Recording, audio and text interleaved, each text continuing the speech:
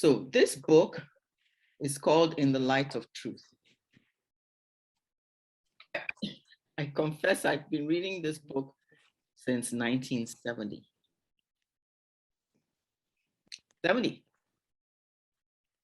I came across it as a young adult. And it's taken me all of these years to truly grasp this and incorporate it into my life in such a way that it has brought about changes in me. Because it's not your life that you want to change. It's you. It's yourself that you want to change. It comes in 3 volumes. So it's not the kind of thing you can read like a novel. And it's definitely not even something you can read straight through. It's something you kind of read slowly and you think about it and you go about your life and you experience life and you see if it actually proves to be true, what you've read, based on your actual experiences, not on what you think, not on your initial reaction when you're reading it, but take it, read it, then go out and experience and compare your experience to what you have read. That is the way I would suggest you go about reading it, because we all have our preconceived notions already. And you have to take all your preconceived notions and throw them out the window and base your actual understanding of these basic laws on your day-to-day experiencing. That's what I'm going to ask you to do. So I'm going to read a couple of excerpts from the book just to give you an idea of what it's talking about, okay? The first excerpt is from the 5th chapter in the first volume.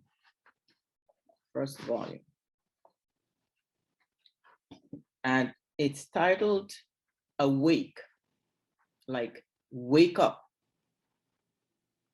Now, first thing I'm going to tell you is that this book was originally written in German and then got translated into English.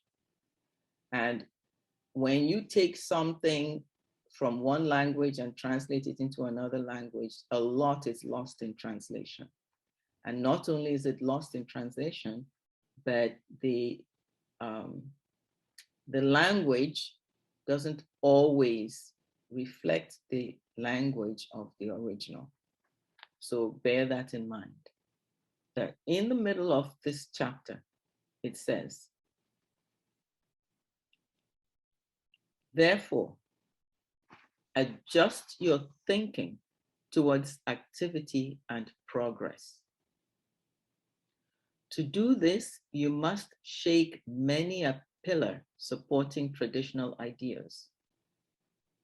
Often it's some concept wrongly understood that hinders the human being from finding the right way. He must return to the starting point. One flash of light will destroy the whole structure that he has so painfully erected over decades. And following a shorter or longer period of stunned inertia, he will have to make a fresh start. He must do so, for there is no standing still in the universe. Let us take, for instance, the concept of time. Time passes. Times change. We hear this said everywhere, and automatically a picture arises in the spirit.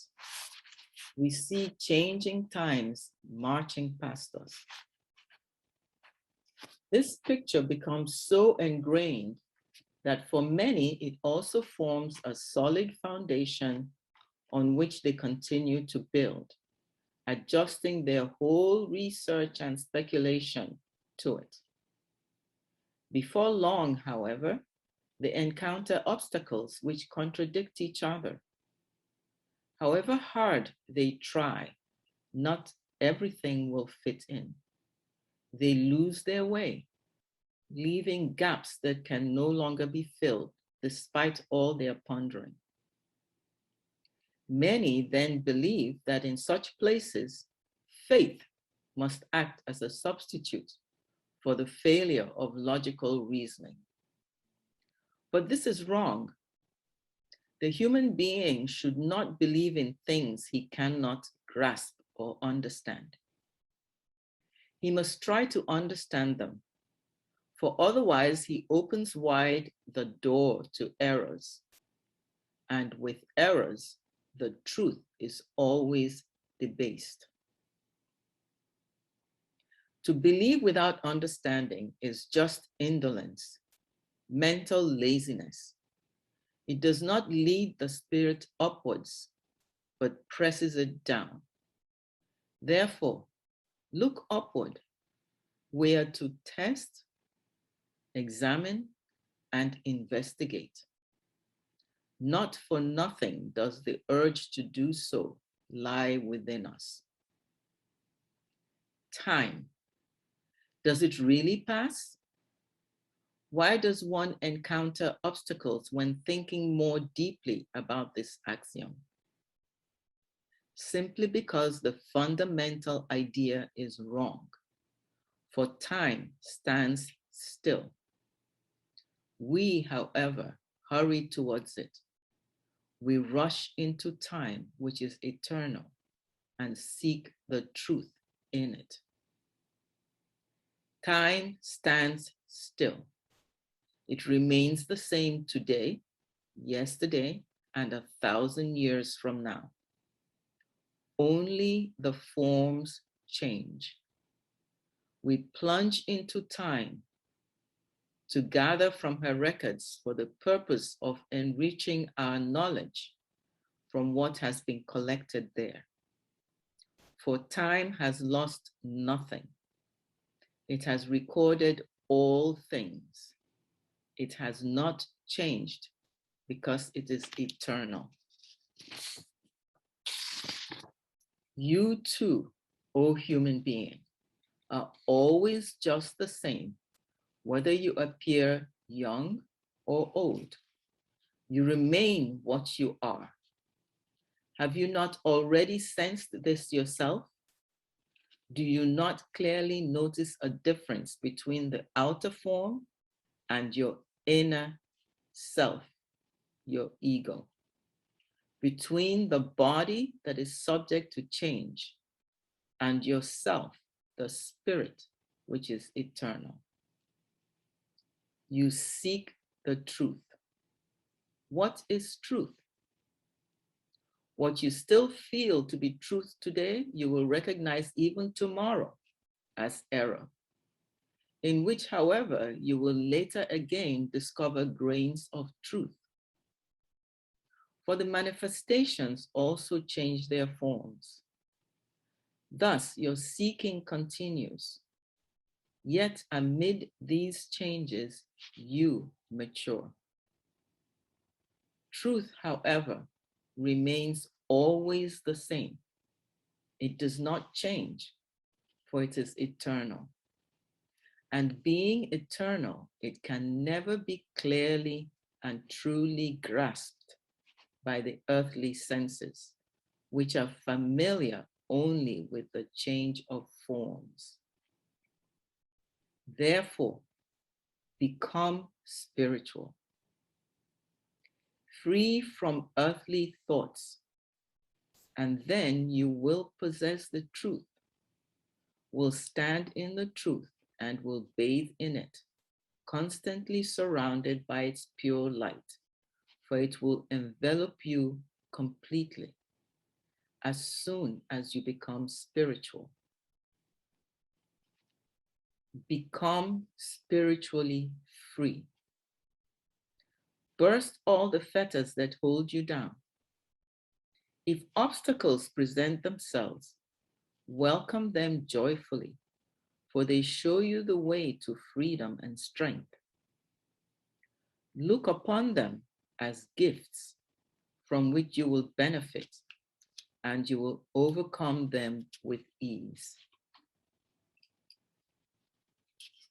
Either such obstacles are put in your way to teach and develop you, in which case you add to the means of your ascent, or they are the reaction to some debt you have incurred, which you can redeem in this way and thus free yourselves.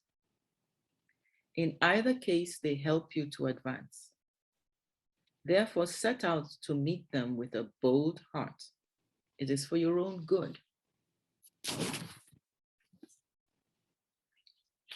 Now, I'll read a small section from another chapter. And this chapter is the 7th chapter in the first volume.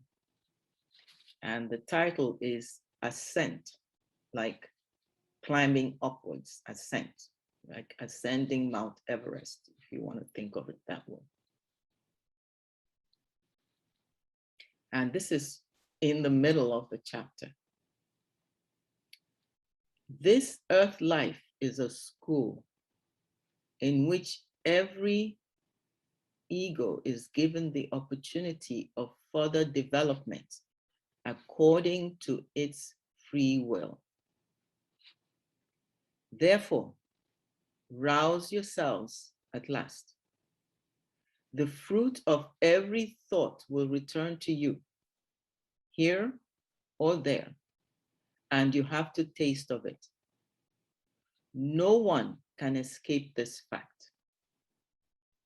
Of what use is it to try and bury your head timidly in the sand like an ostrich to evade this reality? Face the facts boldly. You thereby make it easy for yourselves. For here, in this life, progress is quicker. Make a start, but realize that all old debts must be settled. Do not expect blessings to rain down upon you immediately, as many fools do. Perhaps some of you still have a long chain to expiate, but whoever despairs on that account only does harm to himself, because it cannot be spared or remitted to him. Through hesitation, he only makes everything more difficult for himself, perhaps for a long time impossible. This should spur him on not to delay another moment, for he only begins to live when he takes the first step. Happy is he who plucks up the courage to do so, for link by link, he will be released. He can rush ahead with giant strides, jubilantly and gratefully overcoming every obstacle, for he is and becomes free. The stones that his previous wrong thinking, wrong speaking, and wrong doing had heaped up before him like a wall, inevitably barring his advance, will indeed not be cleared away, but on the contrary, will be carefully laid out before him, so that he may recognize and surmount them, because he must bring about the balance for all his errors. Errors in thinking, errors in speaking, errors in action. However, filled with astonishment and admiration, he will soon see the love that surrounds him as soon as he only evidences his own good will. With tender forbearance, the way will be made as easy for him as a child's first steps, aided by its mother. Should there be things in his former life that were a silent source of apprehension to him, and which he would rather let sleep forever, quite unexpectedly, he will be placed directly before them. He must decide. He must act. In a striking way, he is urged to do so through the experiences themselves. If he then ventures to take the first step, trusting in the victory of the good volition, the faithful knot is severed and he passes through and is freed from it. But hardly is this debt settled than already the next one in some form or other presents itself to him, requesting as it were also to be settled. Thus, one by one, the fetters that restricted and were bound to weigh him down are burst. He feels so light. And this feeling of lightness, which some of you have surely experienced at one time or another, is no illusion, but indeed the effect of reality. The spirit is then freed from pressure. It becomes light, and in accordance with the law of spiritual gravity, it leaps upwards to that region to which, in accordance with its lightness, it now belongs.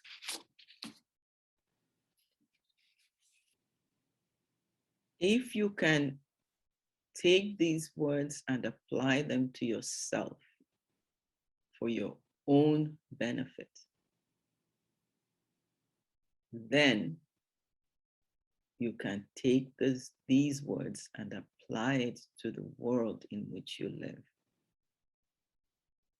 But first, to yourself. This book is available from the publisher,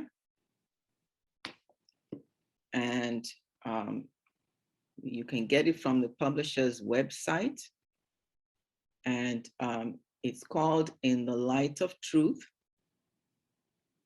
and another name is The Grail Message. If you decide to read this book, go at it very slowly. Very, very slowly. The book is divided into 3 parts for a good reason. The first part is very challenging because it challenges all your preconceived ideas and beliefs, and impresses on you, drums into you these eternal laws that you have no power to change. And the sooner you get to understand them and align yourself with them, the better off you'll be, is basically the long and short of the first part of the book. The second part of the book allows you to then build up your world understanding, helps you to build up your own personal understanding of yourself, of the world around you, of the ones you love, the ones you interact with, and helps you to build it up based on your own personal experience, genuine experience. And then the third volume is really the icing on the cake. that helps you put it all together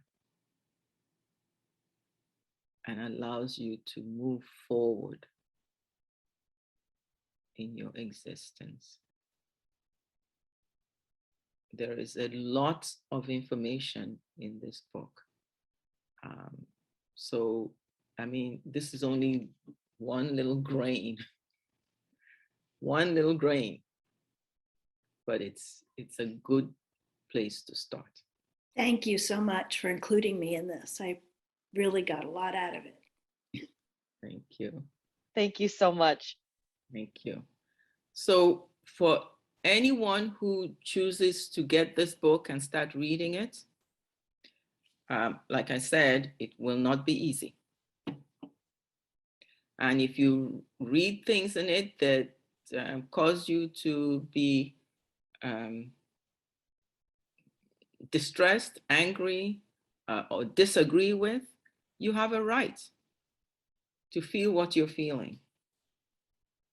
Now it's up to you to try to take it and go out and experience your life and see if maybe what it's saying is actually true.